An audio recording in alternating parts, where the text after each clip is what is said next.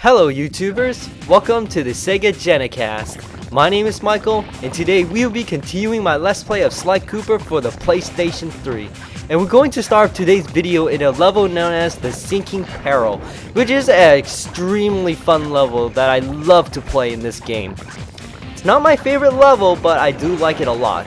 And the reason for that is because, like most of the Clockwork levels, this level right here basically tests your platforming skills that you basically learned throughout this whole entire game.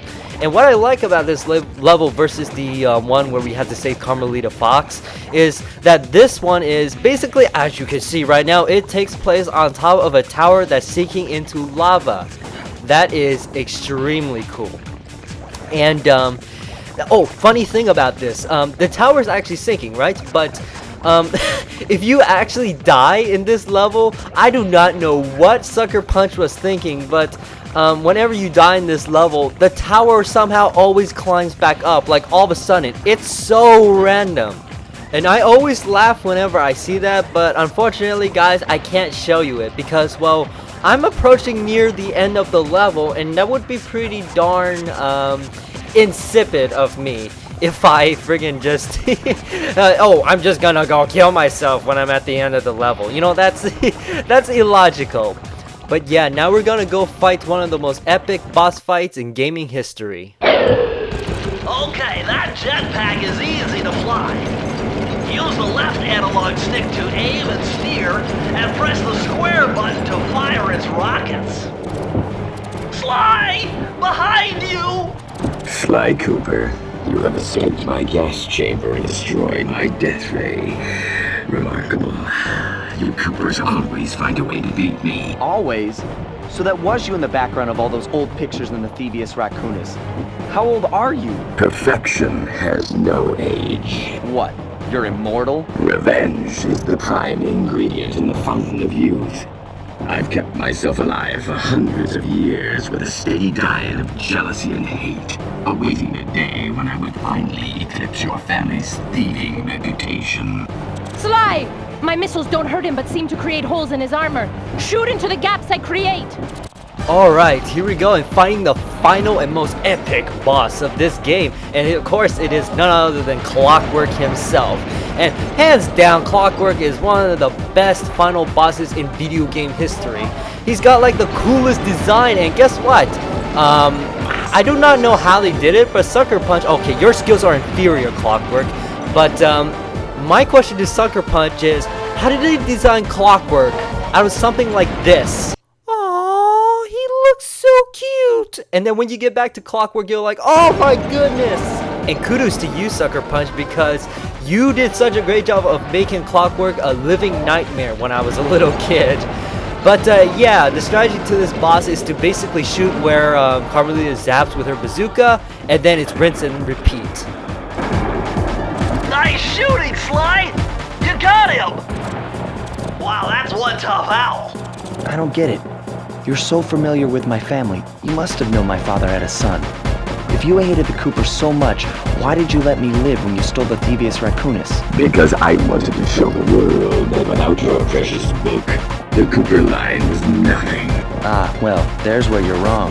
The Thievius Raccoonus doesn't create great thieves. It takes great thieves to create the Thievius Raccoonus. Enough, Sly Cooper. It ends here. I will finish you like I finished your father, and the Cooper line will be erased, and the only master thief will be Clockwork. You cannot escape me, Cooper Raccoon. $20 says I can.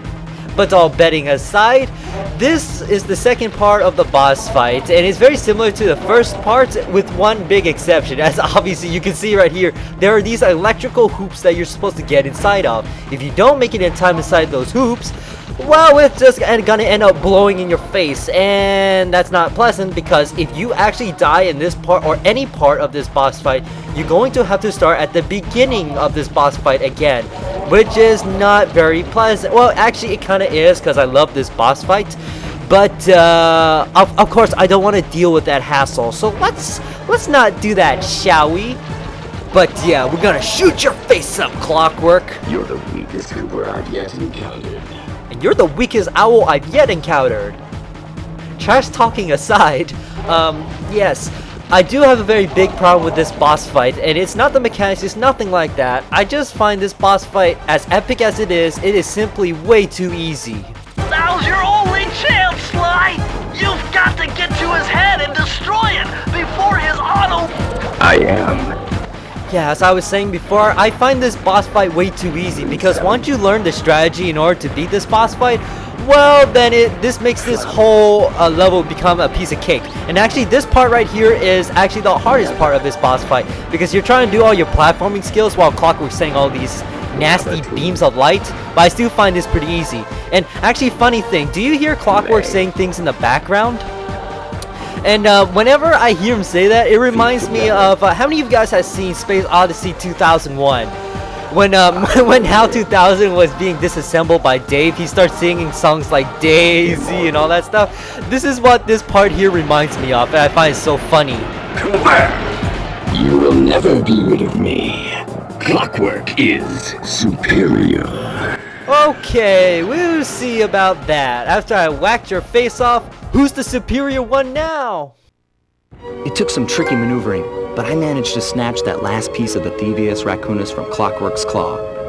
I had taken down each member of the Fiendish Five: Raleigh, Mugshot, Ms. Ruby, the Panda King, and finally Clockwork. I'd beaten them all one by one and reclaimed my birthright. Of course, there was no way I could have gotten here without the help of my pals. I know this hasn't been easy for them, yet they stuck with me through it all. Murray, boy, it took a lot of guts for him to get out in the field with me. I know he was scared, but he's got more heart than anyone I've ever known. And thank goodness for Bentley. Without his expertise, I'd have never found my way off that rooftop in Paris. A guy couldn't ask for a better gang of friends. Who could ever forget the lovely Carmelita? Looks like we're not going to be friends anymore. Now that Clockwork's death ray is out of commission, we're back to playing cops and robbers. I thought for sure she was going to slap the handcuffs on me right then and there. But instead, she was true to her word and gave me that 10-second head start. 10, 9, 8, 7, 6, 5, 4, 3, 2,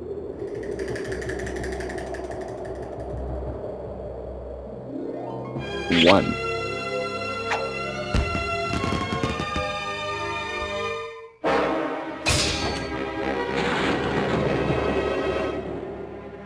I felt bad leaving her stranded on that giant rock, but I knew it wouldn't be long before we'd see each other again.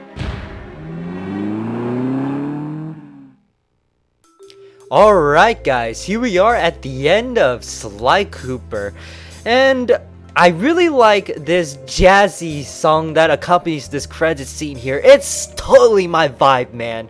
Although it makes me kind of depressed because like we're at the end of the game and it just feels like it sets the setting that the journey is over. You know, you kind of get what I'm saying.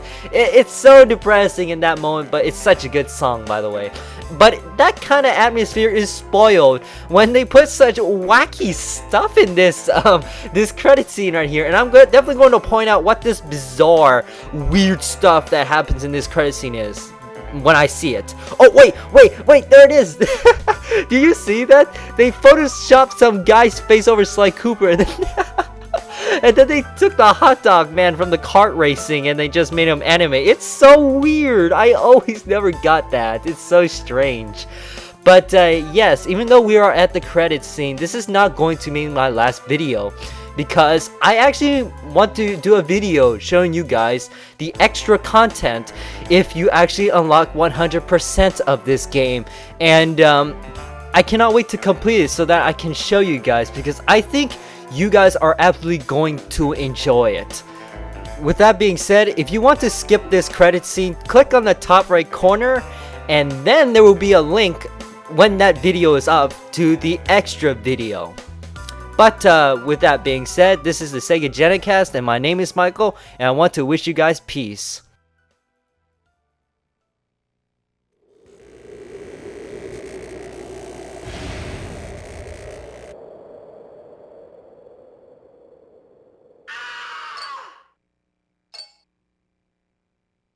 What the heck was that?